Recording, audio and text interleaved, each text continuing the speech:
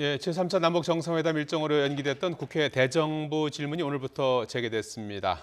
하지만 심재철 의원의 업무 추진비 유출 논란을 둘러싸고 여야의 강대강 대치가 이어지면서 국회 파행에 대한 우려가 나오고 있습니다. 네, 오늘은 70주년을 맞은 국군의 날인데요. 이 시각 현재 서울 용산 전쟁기념관에서 기념 행사가 열리고 있습니다. 과거와 달리 시가 행진은 빠졌는데요. 달라진 국군의 날 기념식도 살펴보겠습니다. 최창렬 용인대 교수, 김성환 시사평론가 나오셨습니다. 네, 안녕하세요. 네, 안녕하세요. 자, 국군의 날 관련 대통령 기념사는 시작되는 대로 현장 연결하도록 하겠습니다. 자, 먼저 오늘 통일외교 안보 분야를 시작으로 대정부 질문이 있었지 않습니까? 오늘 핵심 쟁점은 어떤 것들이었습니까? 오늘 유기준 의원 그리고 예. 이제 하태경 의원 이렇게 송영길 의원 이렇게 각 당에서 대정부 질문에 나섰는데 예.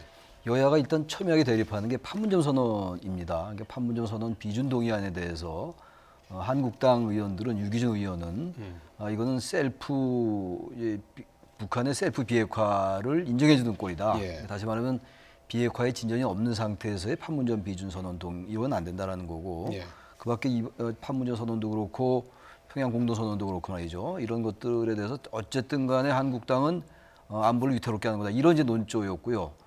이 지금 하태경 의원, 바른미래당의 하태경 의원은 남북 국회 회담에 대해서 굉장히 긍정적 얘기를 했어요. 예. 그게 좀 눈여겨볼 만한 대목이고 민주당의 송영길 의원이야 뭐 당연히 평양 공동 선언이나 판문점 선언 이런 것들에 대해서 긍정적 평가를 해놓은 게 주된 내용입니다. 일단. 예. 말씀하신 대로 이제 판문점 선언 비준을 놓고 여야의 생각차가 이렇게 큰데 어떻게 보셨습니까? 그리고 앞으로 또 전망은 어떻게 바라보십니까? 앞으로도 좀 쉽지는 않을 것 같다 이렇게 생각이 드는데요. 왜냐하면 이제 자유한국당이나 바른미래당의 경우에는 북한이 비핵화에 대해서 실질적이고 구체적인 행동을 보여야 한다 이렇게 지금 주장을 하고 있거든요. 그러니까 정부 입장에서는 먼저 남북한이 이 한반도 비핵화 문제를 이끌어 나가고 그리고 이제 북미 정상회담이든 북미 회담에 성과를 내면서 가는 이런 그림을 그리고 있는데 자유한국당 쪽에서 생각하는 것하고 방향이 많이 다르죠. 그런 문제에 있어서 판문점 선언 비준 동의안을 통과하는 게 좀 쉽지는 않을 것 같고요. 또 오늘 이제 국회 대정부 질의에서 나온 내용이 판문점 선언을 하는 데 있어서 비준 동의를 하려면 도대체 남북 관계가 개선이 됐을 때 얼마만큼의 비용 추계가 있어야 되느냐. 그 구체적인 비용 추계를 내놔야 우리가 비준 동의안에 뭐 동의를 하든가 안 하든가 하지 않겠느냐. 이제 이렇게 얘기를 하고 있거든요. 근데 정부는 현재로서는 비용을 추계하기가 좀 쉽지가 않다.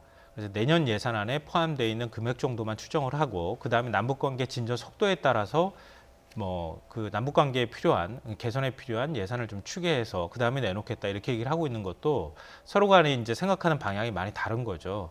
그런 문제에 있어서 비준 동의안이 처리되기 쉽지 않다 이제 이렇게 보이는데요. 다만 이제 국민들의 의견으로 보면 지금 판문점 선언이든 또 9.19 평양 공동 선언이든 남북 관계 개선 문제가 굉장히 시급하다라고 하는 인식은 갖고 있거든요. 이 부분에 대해서 정치권이 상당한 부담을 갖고 있기 때문에. 서로 간에 좀 이 의견 접근을 이루는 방법들을 좀 찾아야 할 필요성은 있어 보입니다. 예. 예. 대정부 질문에서 이제 격화된 이슈가 심재철 의원의 재정 정보 유출 논란 이 이슈인데 내일 자유한국당은 대정부 질문자로 심재철 의원을 교체 투입한다고 그래요. 그러니까 내일 면책 특권을 활용해서 뭔가를 폭로할 내용이 있는 건가요? 처음에 이 사안이 비교적 단순해 보였어요. 예. 일단 그 재정정보원 예. 기획재정부 산하 기관인데 그곳에서의 재정정보가 비인가 영역의 행정정보인데 이 부분을 무단 유출했느냐, 불법으로 유출시켰느냐, 열람했느냐 이런 쟁점을 가지고 이제 검찰이 판단을 내려주면 될 거라고 봤는데 이 부분이 지금 아주 다면적으로 여야 사이에 특히 이제 제1야당과 당정청 간에 여권 간에 아주 이거 전면적으로 확대되는 상황입니다. 지금 그러니까 내일 원래의 의원은 최교일 의원이었어요. 그런데 이 심재철 의원으로 교체하면서 이제 내일 이 문제를 집중적으로 문제 삼겠다라는 건데 지금 말씀처럼 면책 특권까지 활용하면서 아마 여러 가지 나왔던 것을 폭로를 또 할 가능성도 있어 보이긴 합니다. 근데 지금 시간이 글쎄 그 말씀을 이따 나올지 모르겠는데 굉장히 쟁점이 많은 것 같아요. 일단 불법 유출 여부에 대해서는 검찰이 판단할 문제고 업무 추진비의 그 사용에 대해서 그 적절성 여부 이 부분 역시 감사원이 또 판단할 문제이기도 합니다. 근데 지금 심재철 의원이나 제1야당인 한국당은 이 문제를 어쨌든 정기국회에서 최대 정치 쟁점화 시키려는 의도는 있어 보입니다. 일단 지금 이제 계속 나오는 여러 가지 자료들이 보기에 따라서 상식적인 측면에서 볼 때 굉장히 사소해 보이는 것도 있고 또 보기에 따라서는 굉장히 국가 안보에 또 영향을 끼치는 것도 있다고 생각이 됩니다. 지금 청와대 식자재 같은 경우는 사실은 안보에 관련된 부분이 있다고 볼 수 있는 거거든요. 이런 부분들도 있고 또 하나가 또 한편에서 볼 때 재정정보원의 이 정보 관리가 대단히 소홀했다. 이런 비판에서 자유롭기도 어려울 것 같기도 해요. 또 하나 문제가 업무 추진비 관련된 건데 업무 추진비가 설령 알 권리나 공적인 목적에 부합한다 하더라도 현재 실정법 위반이라면 이게 지금 실정법 위반이기 때문에 기재부가 고발한 거 아니었겠어요? 그렇게 생각하고 있기 때문에 최종적으로 판단은 뭐 법적으로 내려져야 되겠습니다만 그렇다면은 이거는 절차적인 정당성이 필요하다. 그런 생각이 들어서 이건 굉장히 지금 쟁점이 복잡해서 아마 그런 부분들이 내일 김동연 부총리하고 이제 그 답변하는 과정 속에서 얘기가 나올 것 같습니다. 일단. 예, 뭐 여당 의원들은 이제 심재철 의원을 기재위에서 배제해야만 기재위 국감 일정에 참석을 하겠다 이런 입장인 것 같은데 이렇게 국감이 제대로 열릴 수 있겠습니까? 그래서 내일 어떻게 예. 대정부 질의가 이루어지느냐에 따라서 뭐 벼랑 끝으로 갈 수도 있다 이런 생각이 듭니다. 예. 사실 지금 이제 벼랑 끝에 서 있는 거나 다름이 없다고 생각이 드는데요. 왜 이런 말씀을 드리냐면은 정부 여당 입장에서는 지금 자유한국당도 집권을 했던 정당이잖아요. 그러니까 청와대에 관련돼 있는 정보가 바깥으로 나오는 부분은 굉장히 예민합니다, 사실은. 그렇기 때문에 지난번 이제 탄핵 사태를 거치면서 최순실 의상실이라든가 비선진료라든가 이런 문제가 그동안에 공개가 안 됐던 게 공개가 됐던 거잖아요. 물론 청와대가 성역은 아니지만 그만큼 일종의 이제 집권 정부의 핵심이라고 하는 심장이라고 할 수 있는 청와대 문제를 건드리는 것에 대해서 여당 입장에서는 예민할 수밖에 없는 상황입니다. 그리고 둘째로는 방금 전에도 잠깐 말씀하셨던 것처럼 청와대가 예산을 부적절하게 사용했다. 물론 야당 입장에서 일부 문제 제기할 소진이 있다고 보는데요. 다만 청와대가 사용한 예산 내역들 이렇게 뭐 심재철 의원이 공개한 것들을 보면은 과연 이 정도 사안으로 이게 번질 만한 것이냐 이런 부분에 대해서는 고개가 갸웃거려진다는 거예요. 그러니까 청와대가 예산 사용하는 데 있어서 정말 심각한 문제가 있다고 생각될 만한 정도 내용은 아니라고 저는 개인적으로 생각하거든요. 근데 이런 문제를 예를 들어서 청와대가 전체 예산 사용하는 데 있어서 다 부적절한 것처럼 공세를 펼치는 부분들은 너무 좀 과한 게 아닌가. 제가 볼 땐 여당 입장에서는 그렇게 받아들일 소지가 좀 있다고 봅니다. 근데 그런 측면에서 여당도 물러설 곳이 없어 보이고요. 야당의 경우에도 뭐 앞으로 국감도 남아있고 그렇기 때문에 청와대를 집중적으로 공세를 펼치는 것이 현 국면을 이끌어 나가는 데 있어서 좀 유리하다 이렇게 좀 정치적으로 판단을 하고 있는 거 아닌가 싶습니다. 네, 민주당에서는 심재철 의원에게 국회 부의장 시절에 특수활동비가 지급되지 않습니까? 그 6억 원에 대한 그렇습니다. 공개를 요구하면서 이제 반격하게 됐는데 맞불 작전으로 봐야 되나요? 그러니까 사실 뭐 이번 사안과 직접적인 관련이 있는 건 아니죠. 예. 그러나 중요한 거는 어쨌든 여권에서도 심재철 의원이 부의장 시절에 썼던 이른바 특수활동비 이 부분에 대해서 얘기를 할 수가 있겠죠. 예. 그리고 또 하나 문제가 그 자료 유출 문제가 지금 이 문제의 핵심인데 심재철 의원이 지금 이러한 부분들이 국민들의 알 권리라는 측면에서 자료를 열람하고 유출했다는 얘기인데 공개했다는 얘기인데 어떻게 보면 이 특활비도 마찬가지입니다만 과거에 심재철 의원에게 자료를 요구했을 때 그런 것들을 공개하지 않았다라고 또 여권이 공격하고 있는 거거든요. 네. 그러니까 이런 부분들은 이번에 6억 원 특활비에 대해서는 이것과 직접 관련이 있는 게 아니라 하더라도요. 또 여권에서는 그렇게 비판할 수 있는 거죠. 그 당시 업무 추진 분야에 과연 6억 원을 다 그렇게 썼느냐 이렇게 얘기할 수 있는 거란 말이죠. 그래서 저는 이번 사안은 일단 이왕 쟁점이 됐기 때문에 감사원의 감사 결과 좀 볼 필요가 있고 예. 기재부가 감사원에 청구를 한 상태예요. 했죠. 지금 했습니다. 예.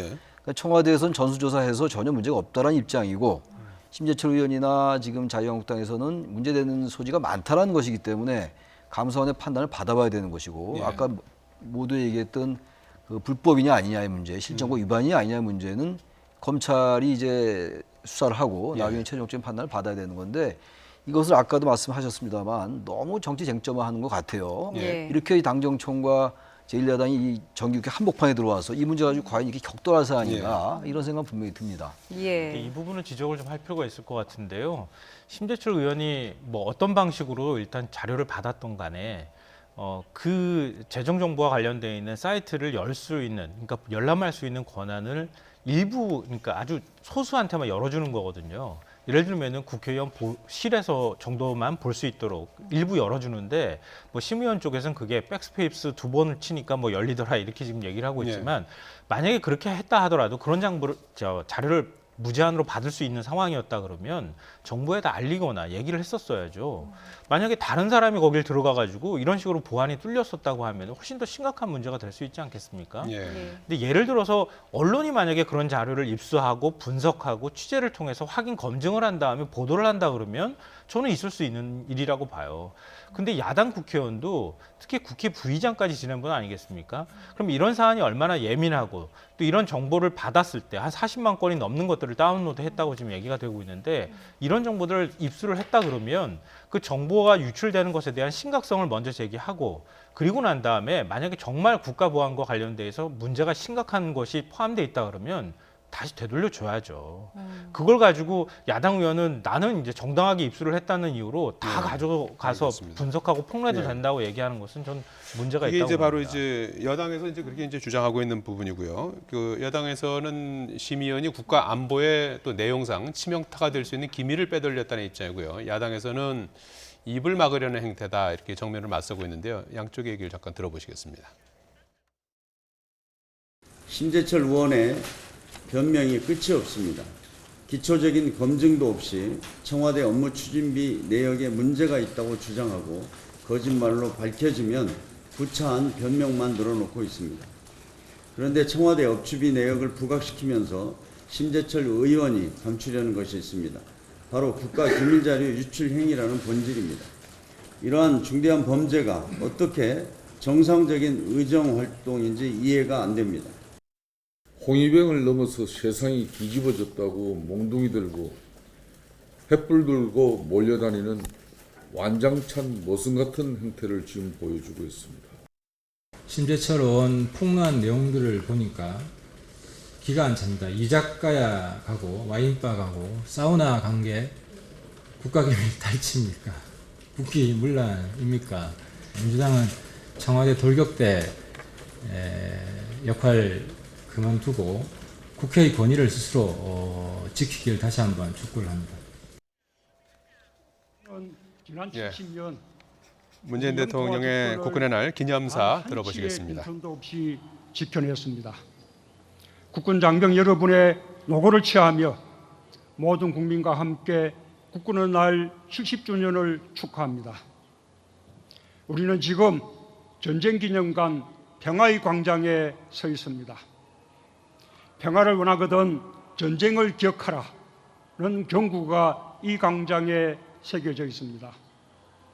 우리는 여전히 전쟁의 참혹함을 기억합니다. 그렇기 때문에 우리에게는 평화가 더욱 절실합니다. 우리 국군의 희생과 헌신이 없었다면 우리는 평화를 향해 단 한 발자국도 전진하지 못했을 것입니다.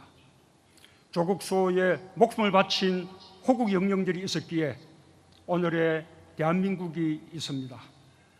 이 자리에 계신 퇴역 장병과 군 원로, 유엔 참전 용사들이 전쟁을 기억하며 평화의 시대를 열어낸 주역들입니다. 깊은 경의를 표합니다. 지금 이 순간 자신의 소임을 다하고 있는 국군 장병들과 해외 파병 용사들이 참으로 든든합니다. 국민의 이름으로 장병들을 치하며 가족들에게 감사드립니다. 존경하는 국민 여러분, 저는 오늘 한반도에서 전쟁의 위협을 끝내고 평화의 시대를 이야기할 수 있어 아주 가슴이 벅찹니다. 지난 9월 19일 평양 공동선언에서 나와 김정은 위원장은 남과 북의 전쟁 종식과 한반도 평화를 천명했습니다. 15만 평양 시민들 앞에서 핵무기도 핵 위협도 없는 한반도, 평화의 한반도를 약속했습니다. 그러나 단번에 평화가 오지는 않습니다. 평화는 우리의 힘이 바탕이 될 때 지속될 수 있다는 사실을 잊어서는 안 될 것입니다. 이제 우리 군이 한반도 평화의 맨 앞자리에 서야 할 때입니다. 힘을 통한 평화는 군의 사명이며 평화시대의 진정한 주인공은 바로 강한 군대입니다. 우리는 불과 반세기 만에 전투기와 전차를 만들고 3,000톤급 전략 잠수함까지 갖추었습니다. 국방력에서 눈부신 발전을 이뤘습니다. 지금은 강력한 국방개혁을 통해 국민의 군대로 거듭나고 있습니다. 나는 우리 군의 저력을 믿습니다. 우리 군은 어떤 위협으로부터도 국민의 생명과 안전을 지켜낼 것이며 우리의 땅, 하늘, 바다에서 우리의 주도하에 작전 통제할 수 있는 역량을 갖춰낼 것입니다. 믿음직한 군대로 반드시 평화를 만들어 나갈 것입니다. 국군 장병 여러분, 국민과 함께하는 군대가 가장 강한 군대이며 강한 군을 만드는 핵심은 장병들입니다. 장병들이 차별 없이 존중받고 진정으로 국가와 군을 자랑스러워할 때 용기와 헌신을 갖춘 군인이 될 것입니다. 이제 우리 군은 국민의 딸과 아들을 귀하게 여기는 군대가 되어야 합니다. 전력에서도 최고가 되어야 하며 민주주의에서도 최고가 되어야 합니다. 공정한 군대, 소통하는 군대로 복무 환경을 개선하고 군 생활이 사회 단절로 이어지지 않도록 군 복무 기간에 따른 맞춤형 취업을 지원하겠습니다. 경찰관, 해경, 소방관 등의 제대군인 채용도 확대하겠습니다. 군 의료 지원 체계를 획기적으로 개선하고 군의 육아 여건을 보장하기 위한 공동 육아 나눔터, 군 어린이집도 늘려나갈 것입니다. 남녀 군인들 간의 차별 해소에도 각별한 관심을 기울일 것입니다. 군 복무 기간에는 자신의 역량을 기르고 제대 후에는 민주사회의 시민으로 공헌할 수 있을 때 우리 군의 애국심은 더욱 고양될 것입니다. 존경하는 국민 여러분, 국군 장병 여러분, 함께해야 이깁니다. 국민과 함께해야 하며 지휘관과 장병이 함께해야 합니다. 육해 공군이 함께해야 하고 동맹 우방국과 함께해야 합니다. 미래를 선도해야 이깁니다. 이수신 장군은 거북선이라는 신무기와 하객진이라는 새로운 전략으로 승리했습니다. 우리 국방도 4차 산업혁명에 접목하여 스마트 국방과 디지털 강군으로 도약해야 합니다. 우리는 지금 평화의 시대로 가고 있습니다. 명예로운 군인의 길이 한반도의 새 역사를 쓸 것입니다. 우리 군은 지금까지 조국 수호의 임무를 훌륭히 수행했고 앞으로도 변함없이 국민을 지켜낼 것입니다. 나는 우리 장병들에게 무한한 신뢰를 가지고 있으며 언제나 여러분과 함께할 것입니다. 감사합니다.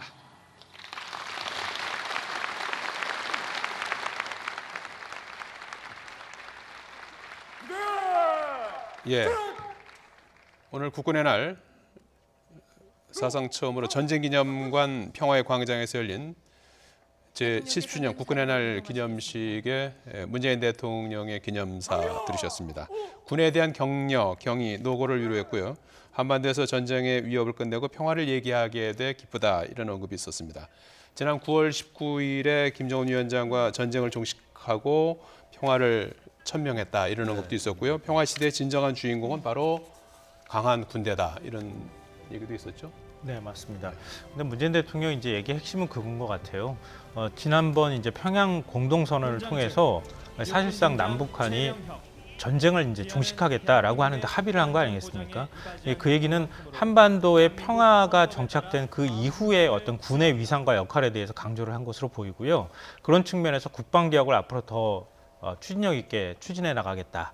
변화하는 군을 만들겠다고 하는 의지를 같이 천명한 그런 자리가 아닌가 싶습니다. 예, 그러니까 남북 정상의 전쟁의 위협을 끝내고 평화 시대를 천명했다를 이제 강조를 했는데 그야말로 이제 연내 종전 선언을 이루겠다라는 그런 생각들이 또 반영된 연설이 아니었나 싶습니다. 지금 이제 한반도의 평화 체제가 이렇게 본격화되는 시점에 열린 기념식은 처음이잖아요. 예. 그러니까 상당한 의미가 있죠. 지금 우리 군의 70주년인데 대개 이 10월 1일은 6.25 때 그 38선을 돌파한 날이 10월 1일이기 때문에 10월 1일로 기념을 하고 있는 거거든요. 지금 국군의 날로.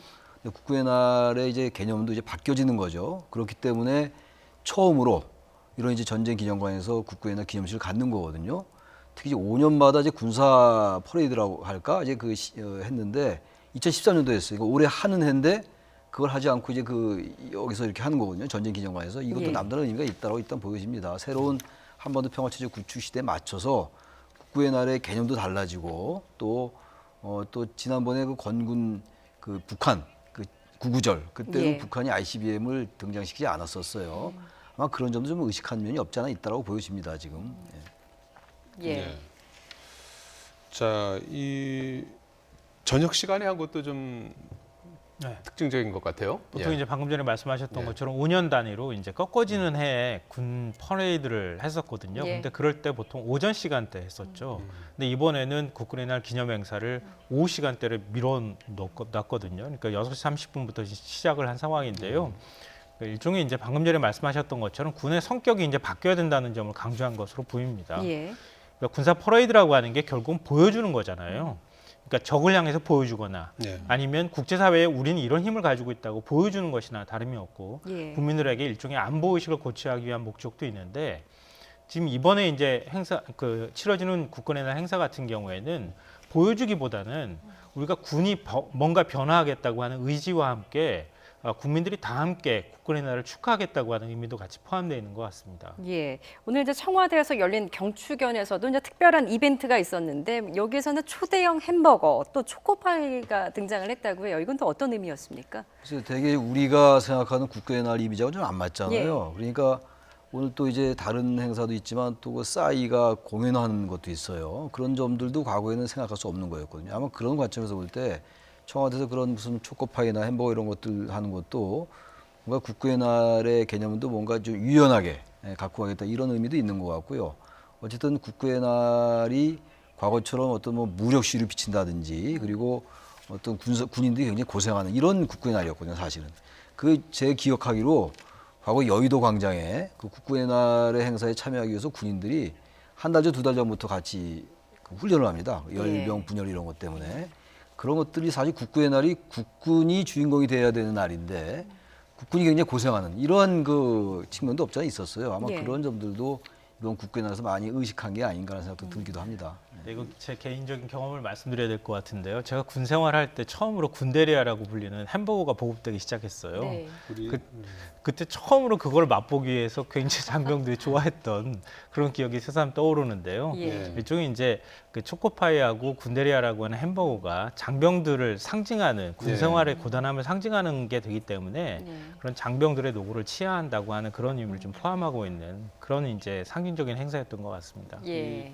직경 한 1m 정도 된다고 하는군요. 오늘 오찬에는 유엔군 참전 용사 그리고 보훈단체 대표 모범 장병이 이제 초청됐고 경축위원을 개최하고 오찬을 함께 했습니다. 예. 자, 기념사 이후에는 이제 군 퍼레이드 대신에 말씀하신 대로 가수 싸이의 공연이 이어질 예정인데 뭐 국군의 날 행사에 이렇게 연예인 공연이 이어진 것도 이번이 처음인 것 같아요. 그렇죠. 국군의 날이라고 생각하면 이제 그 군사 전략자산 작년에도 전략자산이 등장했었어요. 우리가 군사 시위가 있었죠 나름. 그러니까 이제 싸이를 이제 등장시켜서 축하 공연도 하고 또 그리고 본행사에 하는 건 그야말로 처음이거든요. 그러니까 네. 군인들의 노고를 치하하고 그야말로 장병들의 노고를 치하하고 격려하는 이런 자리고 그리고 국민들과 함께하는 군대다라고 아까 문재인 대통령이 기념사에서 말씀하셨잖아요. 그러니까 이런 것들도 이제 싸이가 국민 가수 비슷한 개념이 있잖아요. 그러니까 그런 연예인을 등장시킴으로써 국민과 함께하는 국군의 날. 그러니까 군인들의 어떤 시위 사열이나 분열 이런 것뿐만이 아닌 그런 새로운 개념으로 이 국군의 날을 개념화하는 게 아닌가 이런 생각이 듭니다. 그래서 아마 싸이 가수를 등장시킨 것이다 이런 생각이 들어요. 예. 네, 싸이가 현장에서 지금 아마 싸이의 축하 공연이 지금 이어지고 있지 않을까 이제 싶은데요. 예, 싸이가 군대를 2번 다녀왔다고 하던데요. 어떤 사연이죠? 이 굉장히 이례적인 사례인데요. 싸이가 이제 군 병역 비리에 연루가 된 적이 있었어요. 2007년도에 이제 병역 비리가 터져 나왔는데 그 전에 산업특례요원으로 복무를 했어요.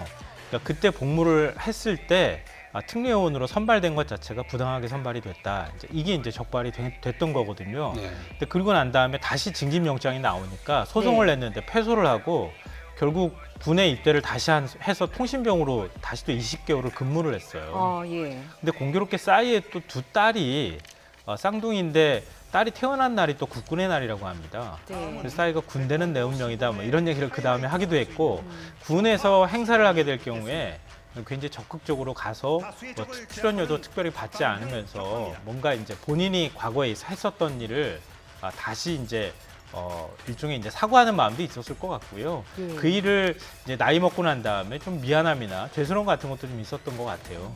근데 이번에 이제 싸이가 다시 등장하는 게 이런 축하 행사에 적절하냐 이런 논란이 한꺼번에 같이 나왔는데요. 제가 볼 때는 군대 2번 갔다 온 남자들은 대한민국에서 거의 없거든요. 근데 이 정도면은 되지 않았나 하는 생각은 드는데 아무래도 이제 거기에 대해서 정서적으로 좀 거부감을 가지신 분들은 좀 일부 있는 것 같습니다. 예. 예. 이 사실 이제 군이 5년에 한 번씩 올해가 이제 70주년이어서 이제 대규모 과거가 되면 이제 시가행진도 이제 할 법했는데 야당에서는 북한 눈치 보기가 아니냐 이제 이런 비판도 제기하는 것 같아요. 이런 부분은 어떻게 이해된다고 보십니까? 저는 그 야당도 인식을 좀 바꿀 필요가 있을 것 같아요. 한반도 평화체제 구축이라는 게 우리가 해방 이후에 한 번도 못 봤던 거거든요, 사실상. 그리고 남북 정상이 5달 만에 3번을 만난 이런 일이 어디 있었어요? 없었지 않습니까? 거기에 맞춰서 이제 국군의 날도 어떤 군사 장비라든지 아까 말씀드린 것처럼 시가행진 이런 것보다는 지금 충분히 지금 이 행사를 하고 있는 거거든요. 네. 국군 장병들에게 노고를 취하고 이런 것들. 그러니까 야당이 이 상황을 눈치 보기다라고 얘기하면은 예. 북한도 이번에 제가 아까 잠깐 말씀드렸습니다만 구구절 그 군사 시위가 군사 퍼레이드가 있었는데 10명씩 그때 그 화성 14형, 화성 15형 ICBM 그 미사일들이 등장하지 않았었거든요. 그건 나름대로 그리고 한미 지금 연합 훈련도 중단하고 있었지 않았어요. 그러니까 이런 부분들도 청와대가 바로 이것 때문에 이렇게 이 개념을 바꿨다라는 얘기는 안 하고 있습니다만 정부가 그런 점을 의식할 수 있다고 보는 것이고 저는 그 방향이 오히려 맞는 것 같아요. 전향적이고 예. 항상 이렇게 무슨 전략자산 등장시키고 미사일 보여주고 그건 남북이 다 마찬가지잖아요. 결국 무력 시위이기 때문에 우리나라도 작년에 무력 시위 같은 걸 했었어요. 사실은 전략자산을 다 등장시켰었고 평택 이함대에서 이 개념이 바뀌는 거기 때문에 야당도 너무 이 부분을 북한은 눈치 본다, 북한이 눈치를 본다 이런 개념에서 좀 탈피하는 게 맞는 것 같아요. 내면적 사고에서 좀 벗어날 때도 좀 됐다는 생각이 듭니다. 이거는 어떻게 봐야 됩니까? 오늘 70주년 국군의 날을 맞아서 10시에 국군 유해 봉환식이 네. 있었지 않습니까? 물론 이제 북한에서 들어온 게 아니고 하와이에서 미군이 이제 보관하고 있던 국군 전사자 유해 64구가 운구되지 않았습니까? 네. 어떤 의미로 봐야 될까요? 저는 사실은 이제 군 퍼레이드 논란이 좀 많이 돼서 이 부분이 좀 덜 주목받는 게 좀 많이 안타까운데요. 예. 지난달 28일이었었죠. 미 공군에서 하와이 공군기지에서 유해 64구를 이제 우리 쪽으로 봉환하는 이 행사가 열렸는데 그걸 동영상으로 제가 쭉 보면서 가슴이 막 뭉클하고 그렇더라고요. 미군도 사실은 아직도 그 상당히 많은 미군들이 6.25 때 전사자들이 유해를 봉환하지 못하고 있잖아요. 근데 미군이 이렇게 많은 세월이 지나고 난 다음에도 그 유해를 봉환하는 문제를 굉장히 중시하는 것들을 보면서 국가를 위해서 헌신했을 경우에 국가는 절대 잊지 않는다라는 네. 메시지를 주는 거거든요. 예. 그러니까 이번에 군사 퍼레이드를 하지 않은 부분에 대해서 좀 비판적인 시각도 있고 아쉬워하시는 분들도 있을지 모르겠는데 오히려 그것보다 봉환식을 여는 것 자체가 저는 더 큰 의미가 있을 수 있다. 그러니까 국가가 이렇게 끝까지 우리 국가를 위해서 헌신한 분들을 잊지 않겠다고 하는 메시지를 주면 우리 후세대들이 오히려 그걸 또 잊지 않고 다시 국가의 위기가 발생했을 때 자신을 몸을 던질 수 있지 않겠습니까? 예. 근데 그런 모습들을 다시 보여주는 것은 상당히 의미가 있다고 저는 생각합니다. 예. 이제 송환된 그 유해 64구에 대해서는 이제 유전자 감식을 통해서 가족들의 품에 돌려보낸다고 해요. 그러니까 지금 이제 예. 유가족들 DNA가 우리 정부가 많이 지금 확보를 하고 있습니다. 그러니까 이제 그 64구의 그 유해가 지금 아직은 오늘은 뭐 전혀 이렇게 이게 서로 찾지 못했는데 그 우리 등록돼 있는 그 유가족들의 DNA를 보고 예. 맞춰가지고 일단 유가족들 품에 안기게 하는 이런 작업은 굉장히 중요한 거겠죠. 앞서 말씀하신 것처럼. 예. 네. 시간이 다 됐는데 제주에서 열리게 되는 국제 관함식이 지금 임박했는데 거기 지금 우길기를 이제 달고 들어오게 할 것이냐 그게 상당히 지금 논란이 일고 있는 것 같아요. 근데 우리 입장에서는 받아들일 수 없는 거죠. 이거는 우길승 이게 뭐 청기는 보수 진보 다 입장이 예, 같은 것 그런 같아요. 문제하고는 상관이 없는 것 같고요. 우길승 청기는 일본 제국주의 상징이기도 하거든요. 그러니까 특히 일본 그 군이 원래 이제 군 자체를 보유할 수 없는 나라고 지금도 여전히 그런 나라지만 우길승 청기를 스스로 달 수 없도록 만들어놨던 것이 아베 정권 들어오고 난 다음에 점점 풀리고 있는 거거든요. 근데 특히 우리 같은 경우에 상대국으로 자신들이 지배했던 나라고 우린 강점당했던 나라 입장에서 볼 때 용납이 안 되는 것들을 굳이 달고 들어오려고 하는 이유도 사실 없다고 생각이 돼요. 그러니까 일장기를 그냥 달고 들어오면 될 텐데 굳이 우길승 청기를 달고 들어오는 것은 일종의 한국 국민 정서상 받아들이기 굉장히 어렵다고 생각이 됩니다. 우길기라는 게요. 저도 한 말씀 드려야 될 것 같은데 군국주의 상징이에요. 말하자면 프랑스 혁명 기념일에 프랑스에서 나치기를 달고 들어온 거나 별 차이 없습니다. 우길기라는 거는 그 빨간 데다가 그 일본 깃발에다가 그 자신들이 그 뻗어나가는 군국주의의 상징인데 이거를 지금 들고 들어온다? 이건 전 이해가 안 가요. 아마 이거는 국회 차원에서도 그야말로 결의해서라도 막을 필요가 있지 않나 생각이 들고 우리 국민 정서에도 전혀 맞지 않습니다. 이 우길기 논란이야말로 여야가 한 목소리를 낼 수 그럼요. 이건 있는 뭐 이슈일 것 이념적인 같습니다. 문제가 전혀 아닌 거죠. 네, 알겠습니다. 지금까지 최창렬 용인대교에서 김성환 시사평론가였습니다. 두 분 고맙습니다. 잘 들었습니다.